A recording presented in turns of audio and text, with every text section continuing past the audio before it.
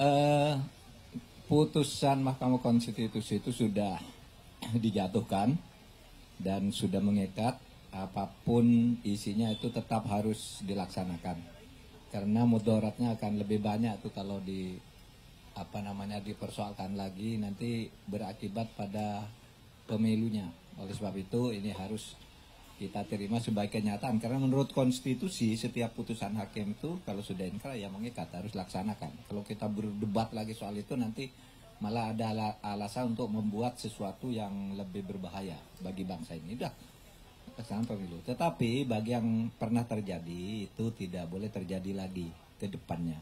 Karena dalam pengadilan itu ada asas-asas sebenarnya. Misalnya yang paling terkenal itu kalau satu perkara terkait dengan kepentingan diri sendiri, keluarga, punya ikatan kekeluargaan atau hubungan kepentingan politik, itu hakim tidak boleh mengadili.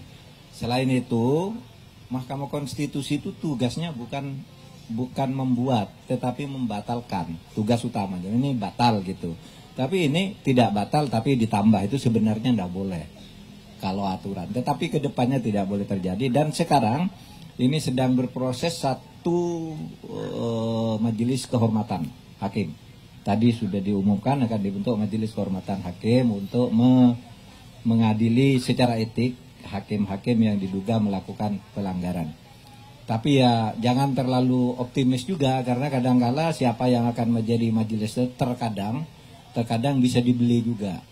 Bisa direkayasa juga, kamu yang jadi keputusan ini bisa saja terjadi jika situasi pengembangan dan pembangunan hukum masih seperti sekarang. Tapi ini semua jadi pelajaran bagi kita agar ke depan itu tidak boleh terjadi lagi. Itu aja. Putusan MK, Prof, gimana nih, Prof, yang usia 70 tahun? Ya kan sudah diputus, ya sudah. Pak Prabowo dipersilakan untuk terus mendaftar besok, karena menurut putusan MK boleh 70 tahun, dan Gibran juga boleh, karena menurut putusan MK meskipun belum 40 tahun asal sudah pernah menjadi kepala daerah itu boleh. Itu kan putusan MK.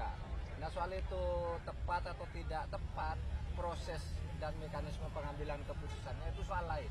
Tapi putusan MK itu sendiri mengikat dan membolehkan keduanya untuk maju berpasangan. Soal kecurigaan terhadap hakim yang misalnya ada keterikatan emosional dengan pihak tertentu, kemudian mekanismenya ada permainan di balik meja, ada operasi dari seseorang ke rumah-rumah ibu hakim, istri hakim dan sebagainya, itu nanti kita serahkan ke tim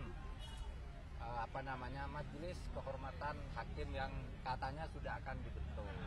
Tapi putusannya itu sendiri final, bahwa Pak Prabowo umur 70 tahun lebih boleh ikut menjadi calon presiden, Gibran umur 36 dengan pengalaman menjadi kepala daerah juga boleh ikut menjadi pasangan calon wakil presiden. Itu aja.